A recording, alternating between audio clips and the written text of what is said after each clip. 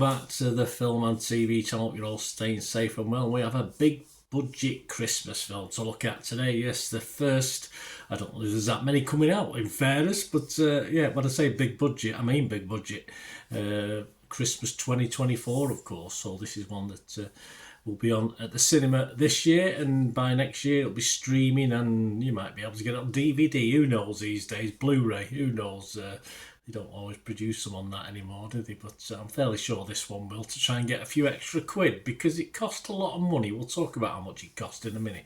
We're going to look at something called Red One, 12A certificate, a Christmas action adventure fantasy comedy film. Yeah, did it make me laugh particularly? Yes, I don't really think that. The comedy was a bit weak, actually. More action adventure. It's directed by Jake Kasdan, written by Chris Morgan, from an original story by Hiram Garcia. It stars, amongst others, some big names: Dwayne Johnson, I think this is where most of the budget went, Chris Evans, Lucy Liu, Kiernan Shipka, Bonnie Hunt, Nick Kroll, Christopher Hivju, Wesley Kimmel, and yes, J.K. Simmons is the big man. Oh, not so big. Certainly not a big, massive belly like you imagine Father Christmas to have. He's bench pressing about 200 or 300 pounds or something like that. I don't know what he's supposed to bench press. But okay, of course, J.K. Simmons plays the big man, Santa, or Nick himself. On the budget, yes, the budget apparently ranges. This is the sort of range of how much it costs, between $200 and $250 million. So he's got to get about $1 billion back to make a bit of profit. Will it? I don't know. 123 minutes, so it's long. Okay, this is seen as the first of a Christmas franchise. Yes, well, good luck with that one as well. It's released, if you haven't already seen previews at cinemas, etc., which have been knocking about, it's going to be on general release around about the 15th of November, so check your territories wherever you are. I'm actually recording this on the 13th of November, so yes, I've managed to get a look-see a little bit early. What's it about? Well, Santa Claus, yeah, well, okay. After Santa Claus, codenamed Red One, is kidnapped, the North Pole's head of security, or head elf, Dwayne Johnson, must team up with the world's most infamous bounty hunter, played by Chris Evans, in a globe-trotting, action-packed mission to save Christmas. Yeah, no Ernest, though. There's no Ernest in this, I must admit. Yeah, I suppose if you spend $200 to $250 million on something, you've got to give it. You can't do it 90 minutes, can you? Unfortunately, there's probably not enough in this to last over 2 hours, and it probably might have been a little bit better if they'd left 30 minutes on the cutting room floor. I think that would have been adequate to cover what we get in this. It doesn't really matter how much it costs, does it? I mean, it's like when you buy a footballer for your favourite football team. It doesn't matter whatever it costs, as long as he does the job. It doesn't matter, because it's not. It is your money because you're paid towards it, but of course it's a very small proportion these days. But of course, if something's going to cost 250 million, and you've say paid 15 quid for a ticket, it can be even as low as 6 or 7 quid these days, depending which cinemas you go to here in the UK. Then it doesn't matter, as long as you're entertained. It doesn't really matter how much the budget is, because it's not your budget, is it? You haven't budgeted it for it. So so as far as length is concerned, it doesn't for me. 90 minutes would have been fine. And sadly, after a fairly good start, I was really intrigued the first 15-20 minutes. I thought, this could be fun, this. Yes, it got a little bit, it faded a little for me, but as a family trip to the cinema, it probably is just about passable, though certain watchers may doze off, especially next year when it's, of course, available on streaming or on DVD Blu-ray. You can stick it on at home, watch with the kids, and happily doze off in front of it. I mean, then again, I doze off in the cinema as well, so it doesn't make any difference.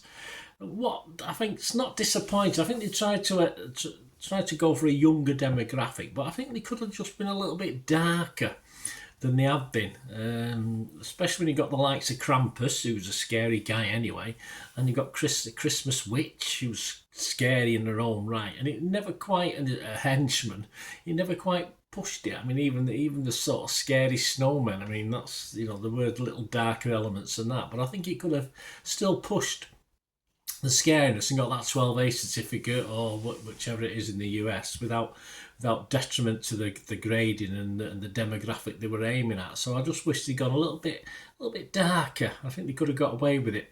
Cast is impressive, as I've read out, very watchable, possibly made up the bulk, as I said, of the 250 million pound budget. And the story does try to cram a lot in, and that probably means it gets a little bit messy at times, and as I said, a little bit boring for me. The acid test is always, for a really good Christmas movie, is will it be watched in Christmases to come? Like such things I watch, I don't watch them every year, but I do watch them a lot. Santa Claus, the Dudley Moore version, of course, although Tim Allen's version isn't bad, and the second one isn't either.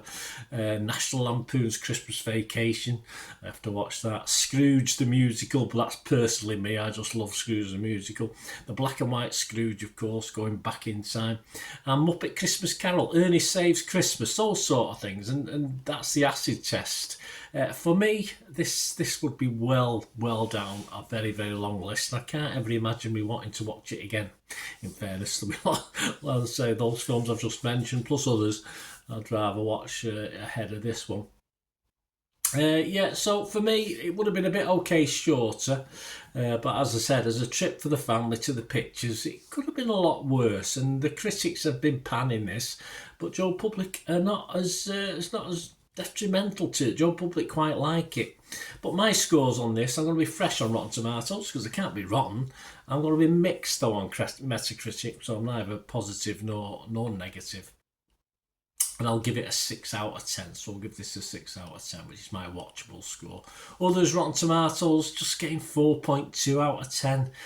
Not very good. 50 critics, and it says wrapped in a slick packaging but wholly lacking in holiday magic.